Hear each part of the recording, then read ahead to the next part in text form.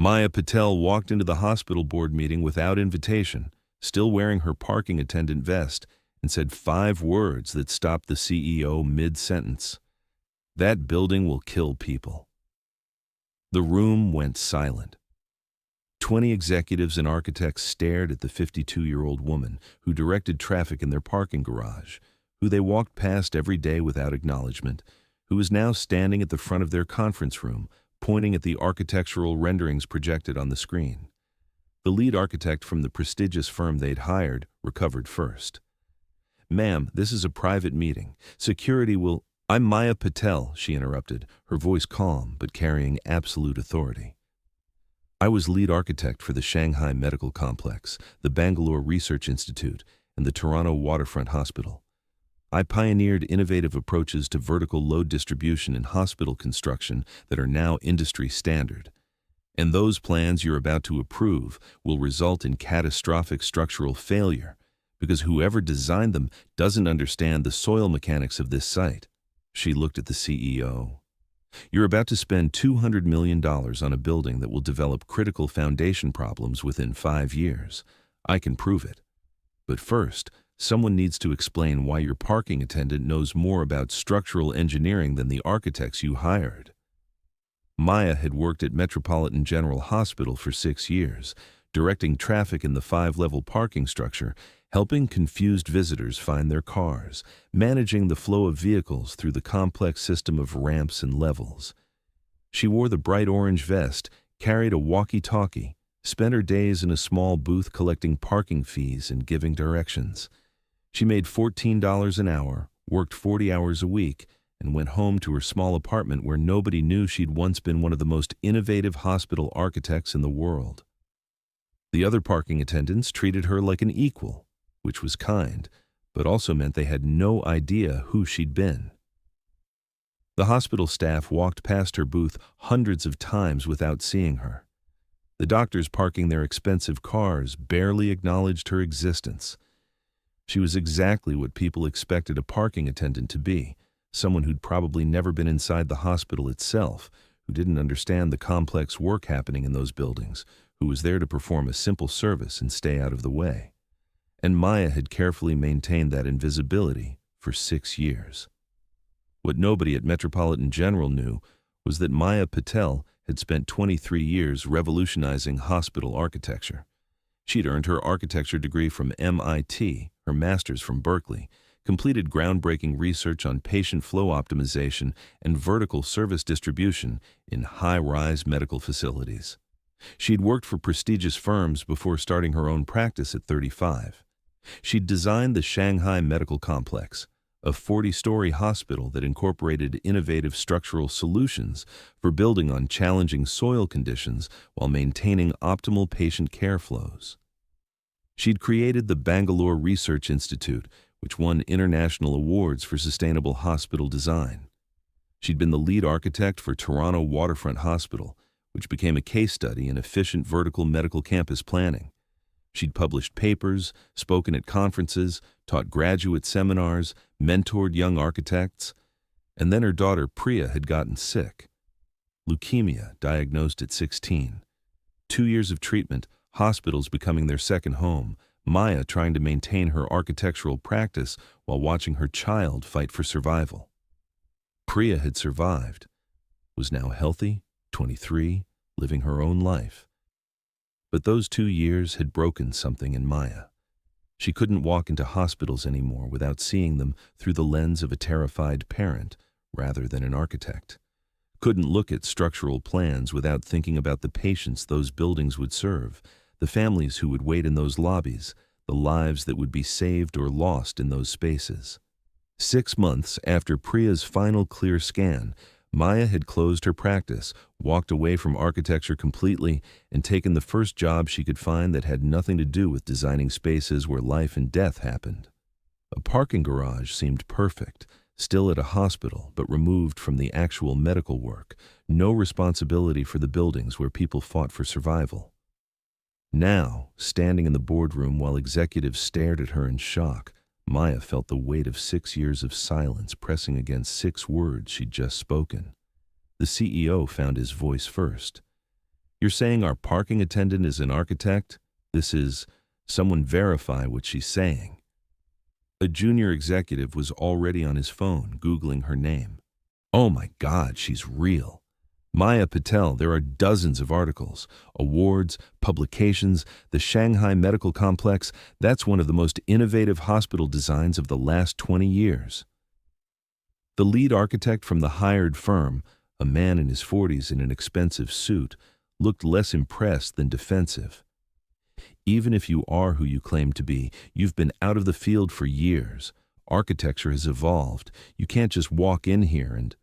Your foundation design doesn't account for the clay composition of this specific site, Maya interrupted, her voice still calm, but now carrying the authority of someone who'd spent 2 decades mastering exactly this problem. This area has expansive clay soil with high plasticity. Your shallow foundation design will experience differential settling as the clay expands and contracts with moisture changes. You'll see initial cracking within 3 years, structural movement within 5, and potential catastrophic failure within 10. She walked to the projection screen, pointing at specific elements of the design. You're using a standard foundation approach that works fine for stable soil conditions, but this site requires either deep pilings to bedrock or a specialized mat foundation with proper moisture barriers. Your structural load calculations are fine for the building itself, but they don't account for the dynamic soil conditions underneath. The architect's face was red. That's absurd. We conducted soil surveys. We have geological reports. Did you conduct year-round moisture analysis? Maya asked. Clay soil behavior changes dramatically between wet and dry seasons. A single-point soil test isn't sufficient for this soil type. You need longitudinal data showing moisture fluctuation patterns. She looked at the CEO.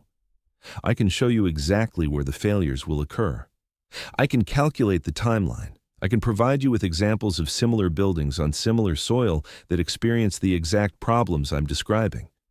Or you can approve these plans, spend $200 million, open your new surgical wing, and within 5 years, start seeing cracks in the walls. Within 7 years, doors that won't close properly.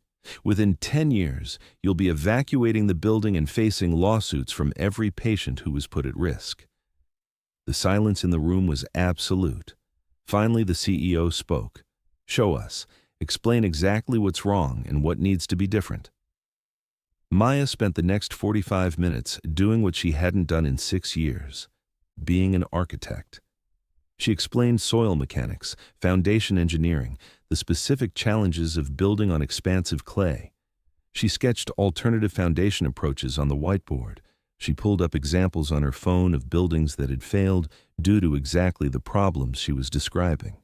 She walked the room through load calculations, moisture barrier requirements, the additional cost that proper foundation work would require.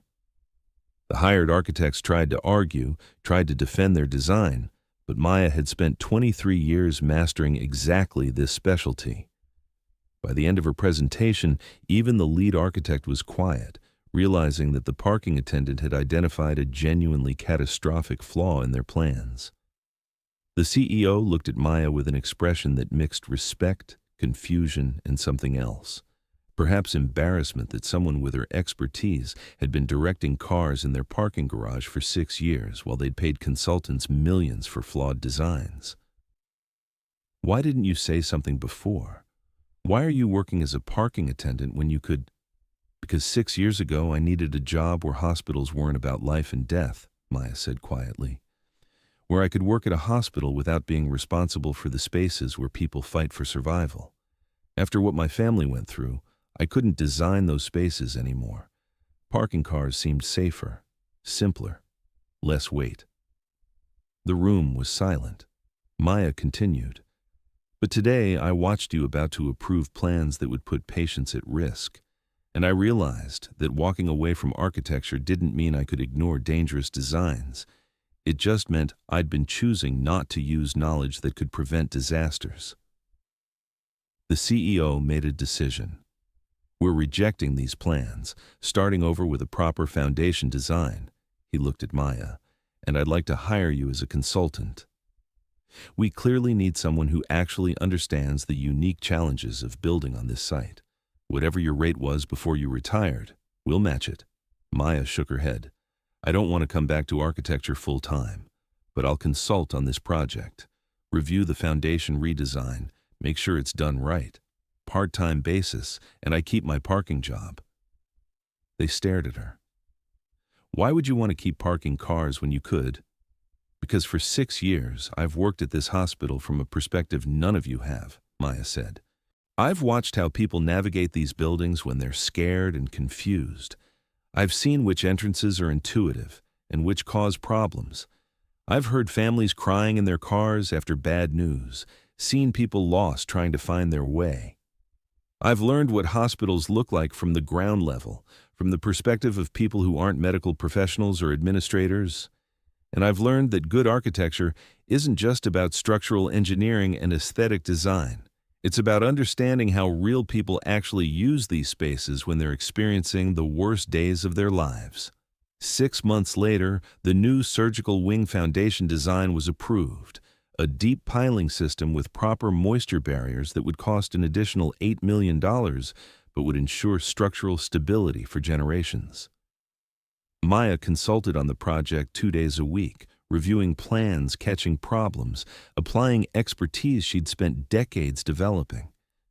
The other 3 days, she directed traffic in the parking garage, helped lost visitors find their way, and observed how people actually moved through the hospital campus. The architectural firm that had designed the flawed plans was quietly released from the project. A new firm was hired, one that actually listened when Maya explained the specific challenges of the site. The hospital board issued a quiet internal memo about not underestimating employees based on their current positions. And Maya learned that you didn't have to choose between being the parking attendant and being the architect. You could be both. You could direct cars on Monday and review structural plans on Tuesday. You could wear an orange vest and also prevent catastrophic building failures. The difference was integration, balance, and the understanding that expertise didn't have to define your entire identity to still matter when it was needed. Some skills didn't fade just because you stopped using them professionally. Some knowledge stayed sharp even when buried under years of intentional distance from your field. And some people were exactly what they appeared to be, until the moment they decided to stop hiding and acknowledge that expertise doesn't disappear just because you change jobs. The parking attendant and the award-winning architect, the woman who'd walked away from her career, and the professional who couldn't ignore dangerous designs. Both were real, both mattered, and both could exist in the same person at the same hospital, making a difference in ways that went far beyond what any single job title could capture. Maya had learned that sometimes the most important thing an expert can do isn't designing the next innovative building. Sometimes it's standing up in a room full of people who underestimate you and saying 5 words that save lives, "That building will kill people," and then proving exactly why you're right. If you enjoyed this story of hidden brilliance and the power of underestimated expertise, don't forget to hit the subscribe button and smash that like button for more powerful stories of people who prove that age is just a number and that the most dangerous capabilities often hide behind the most ordinary appearances. What would you do? Stay silent and protect your peace, or reveal yourself to save people who disrespected you? Drop your thoughts below. Where are you watching from? Let us know your country in the comments. We love hearing from our amazing community around the world.